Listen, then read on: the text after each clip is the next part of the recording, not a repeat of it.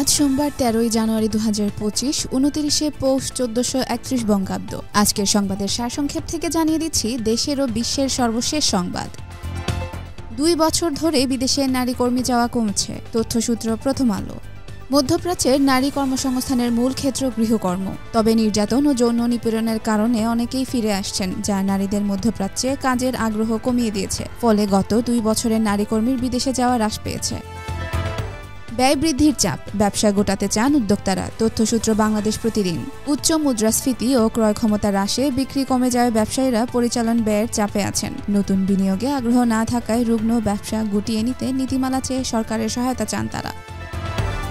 প্রচণ্ড বাতাসের আশঙ্কা, লস অ্যাঞ্জেলেসে দাবানলের মৃত্যু ২৪, তথ্যসূত্র নয়াদিগন্ত।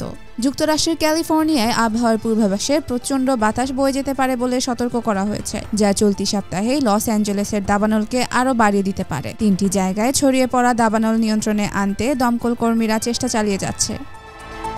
করের বোঝা চাপিয়েও রাজস্ব ঘাটতি ৪২,০০০ কোটি টাকা, তথ্যসূত্র কালের কণ্ঠ। রাজস্ব আদায়ের লক্ষ্যমাত্রা থেকে পিছিয়ে পড়ছে সরকার। নভেম্বর পর্যন্ত ৫ মাসে ঘাটতি বেড়েছে ৪২,০০০ কোটি টাকা। কাঙ্ক্ষিত রাজস্ব আদায়ে ব্যর্থ হয়েছে জাতীয় রাজস্ব বোর্ড।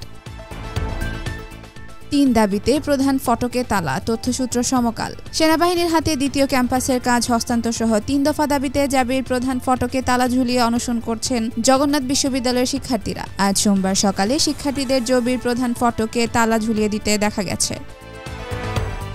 খালেদা জিয়াকে নিয়ে সুখবর দিলেন তার সফরসঙ্গী, তথ্যসূত্র যুগান্তর।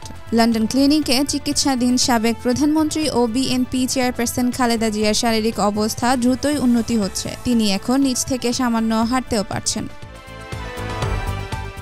মোংলায় মায়ের কোল থেকে ৩ বছরের মরিয়ম ট্রেনের নিচে, তথ্যসূত্র রিল্যাক্স নিউজ 24। মায়ের কোল থেকে ছিটকে ট্রেনের নিচে পড়ে মরিয়ম নামে ৩ বছরের এক শিশুর মৃত্যু হয়েছে।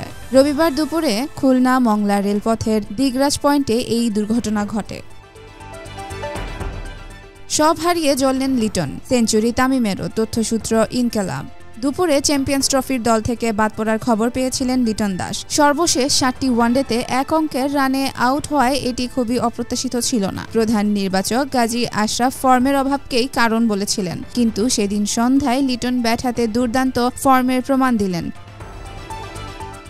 বিয়ে করেছেন সঙ্গীতশিল্পী পড়শি, তথ্যসূত্র মানবকণ্ঠ। বিয়ে করেছেন সঙ্গীতশিল্পী সাবরিনা পড়শি। পাত্র নিলয়ও গানের সঙ্গে যুক্ত, থাকেন আমেরিকায়। প্রায় ১ বছর আগে তাদের বিয়ে হয়েছে বলে জানালেন পড়শির বড় ভাই স্বাক্ষর এহসান।